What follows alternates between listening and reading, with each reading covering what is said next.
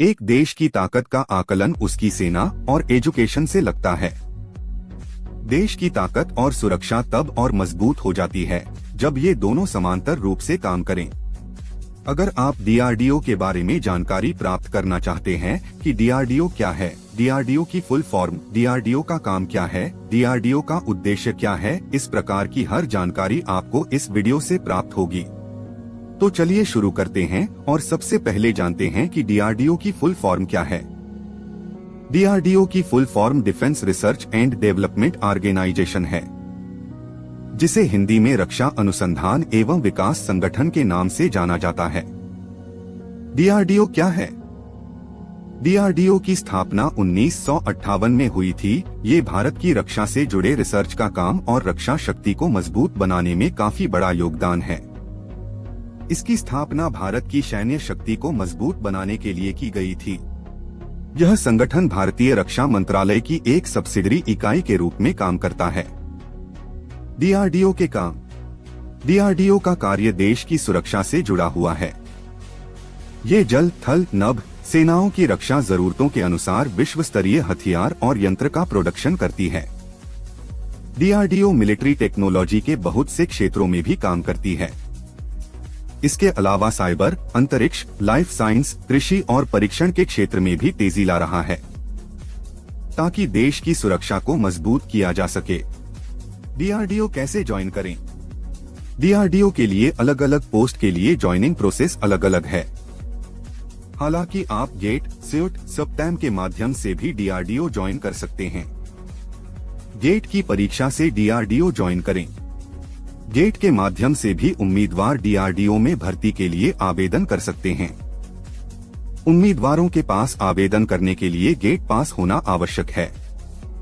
DRDO उम्मीदवार द्वारा gate और इंटरव्यू में प्राप्त अंकों के माध्यमों से साइंटिस्ट बी की भर्ती करता है, और जो भी इच्छुक उम्मीदवार साइंटिस्ट बनना चाहते हैं वे डीआरडीओ के एप्लीकेशन फॉर्म को गेट के माध्यम से भर सकते हैं।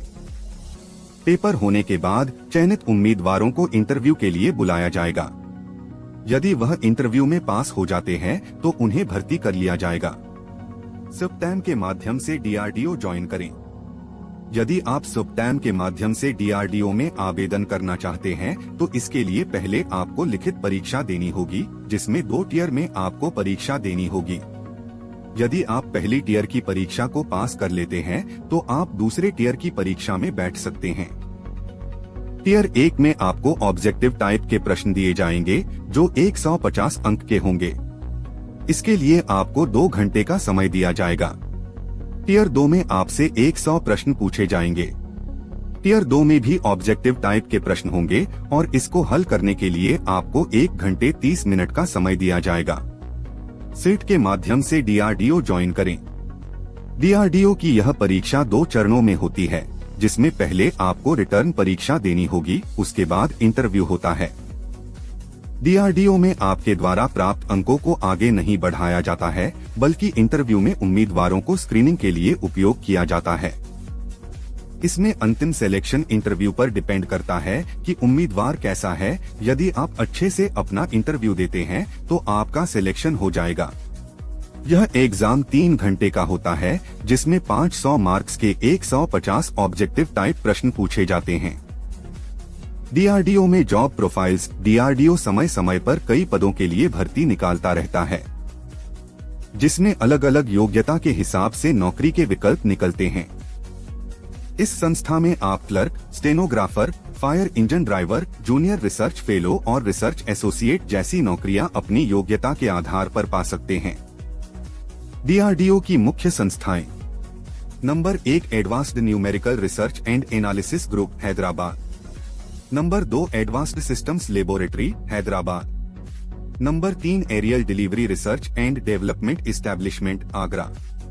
Number 4 aeronautical development establishment, Bengaluru. Number 5 award research and development establishment, Pune. आज की वीडियो में इतना ही। मिलते हैं एक और वीडियो के साथ, तब तक के लिए धन्यवाद।